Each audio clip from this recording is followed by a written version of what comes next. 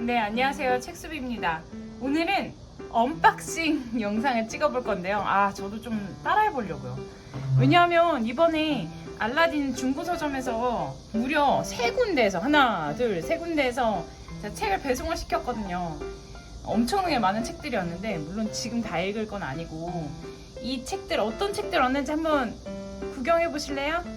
자, 제가 이제 열다가 이거 찍으면서 열면 훨씬 좋겠다 이런 생각이 들어서 제가 이 위에 박스를 뜯다 말고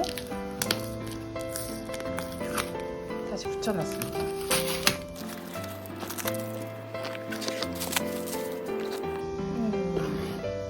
미래 세대를 위한 인공지능 이야기. 이 책은 제가 수업 때 쓰려고 한번 샀습니다. 지금 약간 청소년을 위한 이야기인데요. 제가 이게 재밌어서 아니면 저도 이런 식의 질문을 아이들이 준비했으면 좋겠어서 한번 사봤고요. 인공지능 시대에 우리는 무엇을 준비해야 할까요? 인공지능이 지금 되게 많이 발전하고 생기고 하는데 어떤 것인지, 어디에 쓰이고 있는지, 어떻게 쓰일 수 있는지, 문제는 무엇인지 이런 걸 한번 다루는 책이거든요. 제가 관심 있었던 목차는 어디냐면 이 부분, 인권을 침해할 수도 있고 세금을 물려야 될까? 아니면 무엇을 준비해야 될까? 이 부분이 흥미로웠어요. 왜냐하면 장점은 굉장히 많이 얘기하는데 어떻게 준비를 해야 되는지에 대한 부분은 많이 다뤄지지 않고 있거든요. 자, 그럼 다음 책 한번 볼게요. 네, 12살에 처음 만난 국제조약. 이거는 뭐 제가 읽었던 책인데 이 책을 한 번 더 보고 싶어가지고 제가 그때 샀던 건 아니어서 이 책을 한번 샀습니다. 5학년, 6학년 때쯤 읽으면 좋을 나라 간의 약속이 어떤 것인지 알려면 이 책 읽어보시면 좋을 것 같아요. 이거 책 읽어보고 싶었어요. 이 책은 LA 폭동. 혹시 정확하게 제가 지금 연도가 생각이 안 나는데 LA 폭동을 배경으로 어떤 아시아계 미국인으로서 사는 저자가 어떻게 혼란스럽고 이 어지러운 삶을 내가 어떻게 헤쳐나가고 결정해야 되는지에 대한 부분을 다루고 있다고 해서 너무 재밌을 것 같아서 제가 샀고 이것도 수업책으로 쓰려고 생각 중입니다.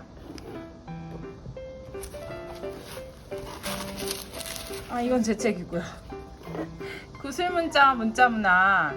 이거는 제가 아무래도 어제 모임을 했는데 이 문자 문화에 대한 부분을 월터 옹이 쓴 이 책을 읽지 않으면 제대로 이해하지 못하겠다 라는 생각이 들어서 이 책을 샀습니다. 읽어보려고요. 그러면 다음 박스도 한번 열어볼게요. 요거 주소가 보여서 잠깐만 옮기고 뜯겠습니다.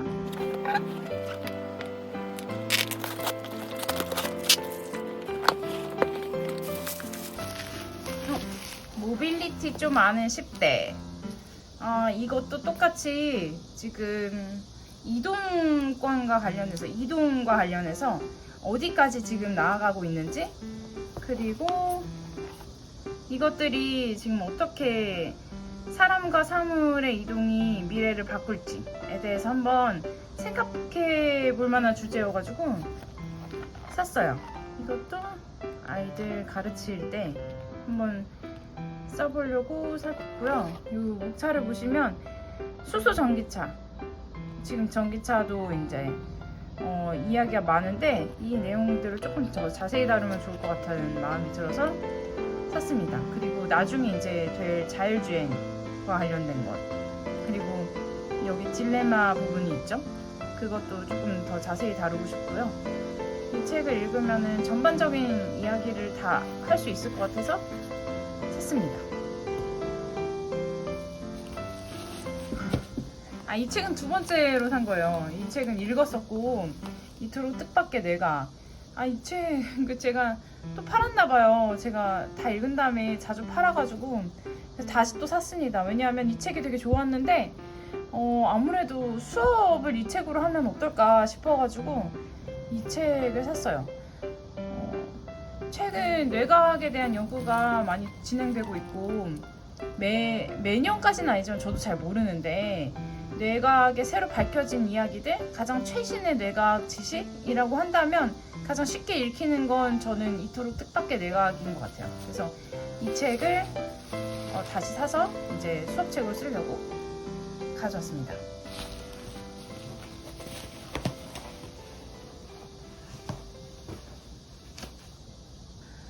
자, 이 책은 숲은 고요하지 않다.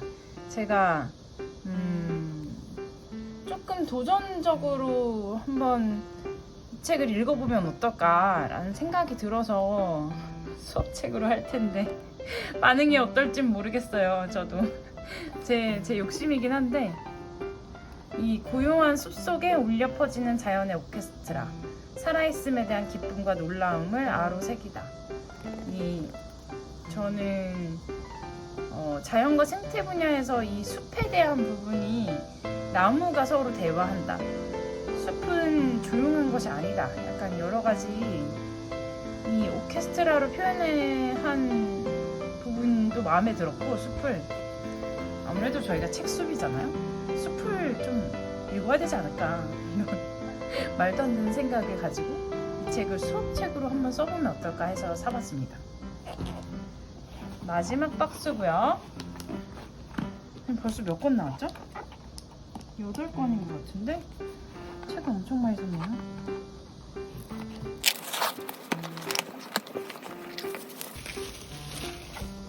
여긴 3권밖에 없습니다. 유성룡이 들려주는 징기록 이야기. 이건 아무래도 제가 꽂히는 거나 아니면 이거는 꼭 한번 수업 시간에 다뤄봐야 되겠다 라는 생각이 드는 것들을 한번 비치를 하고 싶었어요. 왜냐하면 한국사를 할 때 우리는 기록된 역사를 보잖아요. 근데 그 기록을 누가 했느냐, 이순신 장군 같은 경우에는 유성룡이라는 사람이 없었다면 제대로 전해졌을까? 그 이순신을 제대로 기용을 했을까? 이순신이 지금의 명성을 얻을 수 있으려면 유성룡이 있었어야 됐다 라는 여러 가지 관점에서 유성룡이 들려주는 징비록 이야기를 한번 읽으면 어떨까? 라는 생각이 들었어요. 그래서 과연 관찰자의 역할은 무엇이고, 그 사람들이 남겨놓은 이 역사적인 사실을 우리는 어떻게 판단하고 적용해야 될지에 대해서 한번 생각해보면 좋을 것 같아서 이 책을 어렵지만 좀 읽어볼까 해서 샀습니다.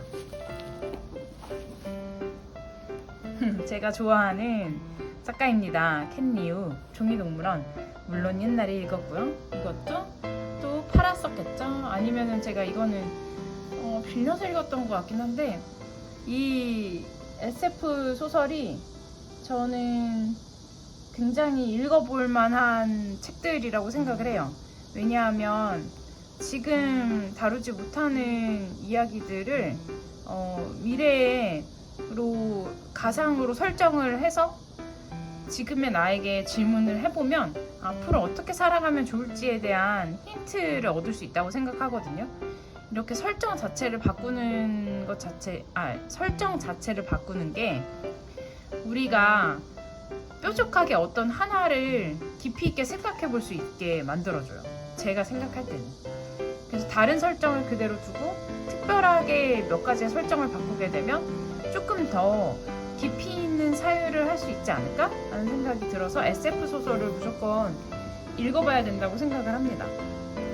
그런 면에서 조금 공격적인 소설? 아니면 조금 파괴적이라고 생각할 수도 있겠지만 전 사실 그렇지 않거든요. 그래서 켄리우가 이야기하는 이 이야기들을 과연 아이들이 어떻게 읽을지 너무 궁금하고, 물론 이 두꺼운 책을 막 다 읽을 건 아니지만 이 중에서 단편 몇 개를 뽑아가지고 같이 읽고 이야기를 나누고 싶어서 샀습니다. 이거는 제가 이제 저번에도 다른 데서 말씀드렸지만 조선왕조 실록은 참 이 역사, 한국사 조선시대를 즐겁게 배우기 위해서 꼭 읽어야 되는 책이 아닐까? 라는 생각이 들어요. 아니 아무래도 어떤 공부를 하거나 어떤 책을 읽거나 무조건 재밌어야지 읽기 시작하잖아요. 근데 책이 주는 즐거움을 완벽하게 알지 못한 상태에서는 즐거운 책을 먼저 읽어줘야 책에 대한 관심과 사랑이 생기는데 저는 이것만한 책이 없다고 생각을 해요. 그래서 이 책을 도전적으로 한국사 할 때 쓰려고 합니다. 아, 어떻게 아이들이 반응을 할지. 그리고 이 책을 이게 읽게 되면 다른 이 시리즈가 7권까지 있거든요. 아이들이 7권까지 읽게 될지. 약간 이런 것들이 굉장히 궁금합니다. 그러면 자, 여기까지가 이제 마무리고 다음에는 제가 이제 읽고 있는 책들 이걸로 영상으로 찾아뵙도록 하겠습니다. 감사합니다.